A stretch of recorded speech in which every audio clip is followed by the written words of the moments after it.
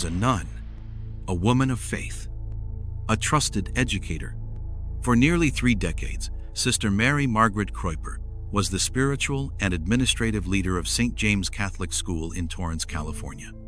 But behind the gentle smile and the veil of devotion hid a devastating secret.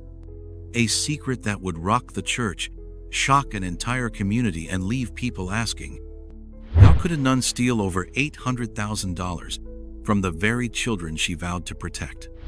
This is not fiction. This is the unbelievable true story of the gambling nun. Sister Mary Margaret Kreuper appeared to embody everything the Catholic Church stood for: devotion, selflessness, humility. For 28 years, she served as principal at a small Catholic school in California. Parents trusted her, children admired her, the church relied on her. But after she quietly retired in 2018, auditors discovered that something was horribly wrong. Money was missing, a lot of it. And what started as a few red flags quickly unraveled into a full-blown embezzlement scandal. In the end, Kreuper had stolen more than $835,000, using the money to fund a personal gambling addiction and pay off credit cards. This was no accident. It was a carefully hidden betrayal, and it lasted for years.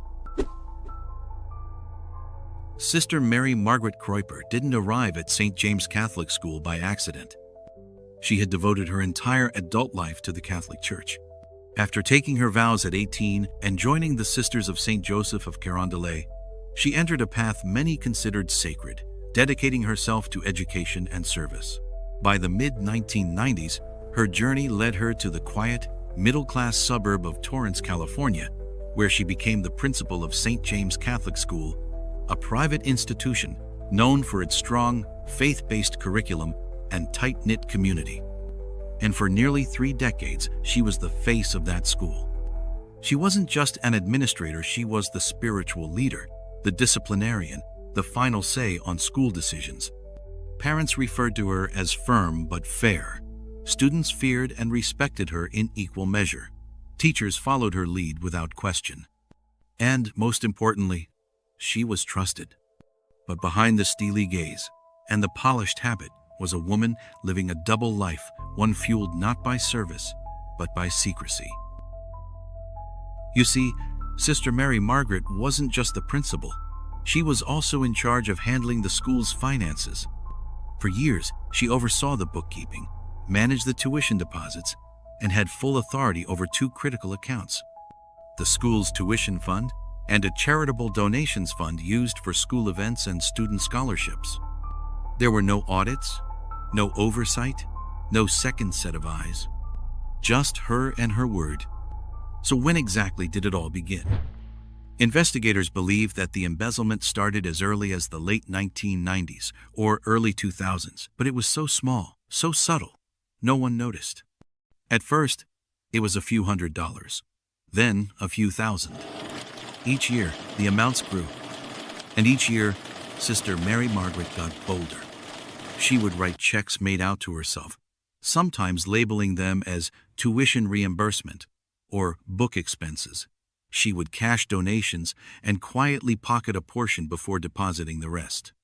When staff members raised questions about discrepancies, she'd tell them it was handled and to let it go. But her biggest move? She opened a secret bank account in the school's name, a shadow fund completely hidden from official records. This is where she funneled most of the stolen money, out of sight from the archdiocese and school board. Over time, her habits changed too. Trips to Las Vegas became more frequent. Her credit card bills surged, casino charges, lavish hotel stays, and gambling debts piled up, all while teachers at St. James were being told there wasn't enough money for new textbooks or updated school supplies. The school held fundraisers, bake sales, and donation drives, and she was stealing from all of them. It went on for nearly 20 years. But her undoing came in 2018, the year she retired. When Sister Mary Margaret stepped down, the Archdiocese of Los Angeles began a routine audit of the school's finances. What they found shocked them. There were large gaps in financial records, multiple unauthorized checks, and discrepancies between the reported income and actual bank statements. At first, the church tried to address the issue quietly, hoping to contain the scandal internally. They called in Sister Mary Margaret for a private meeting one they hoped would clarify the discrepancies. Inside a quiet office, behind closed doors, church officials sat her down. "Sister, we've reviewed the school's finances. There are significant irregularities in the records transactions that can't be explained." Sister Mary Margaret didn't flinch at first. She adjusted her glasses, sat calmly in her chair, and gave vague, dismissive answers. She insisted that some of the funds were used for school-related expenses.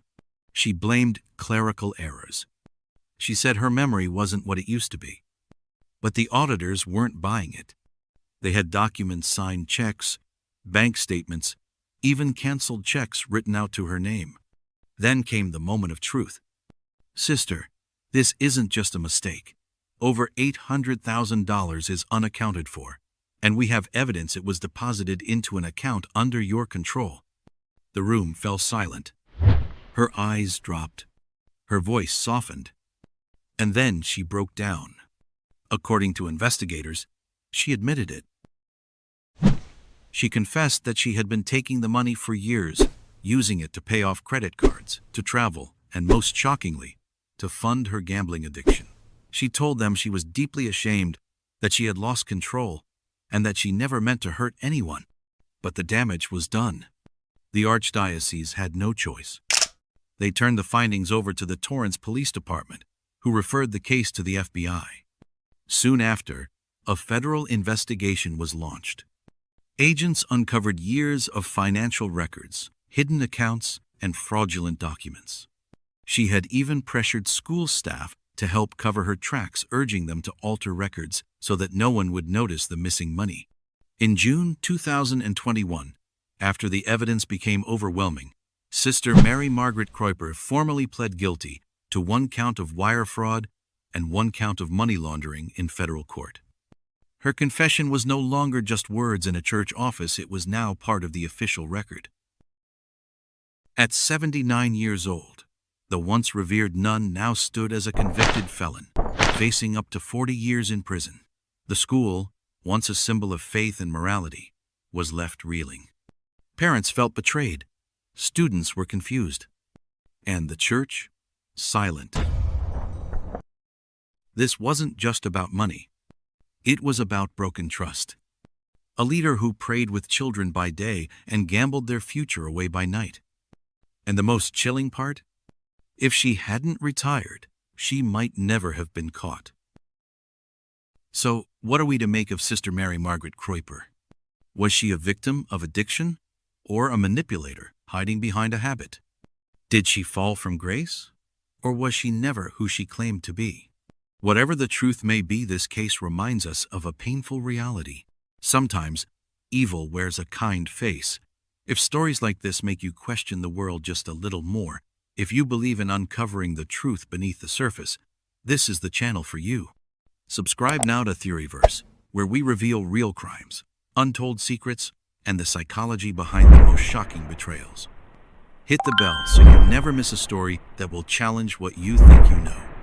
This has been the story of the nun who stole $800,000. And you've been watching Theoryverse.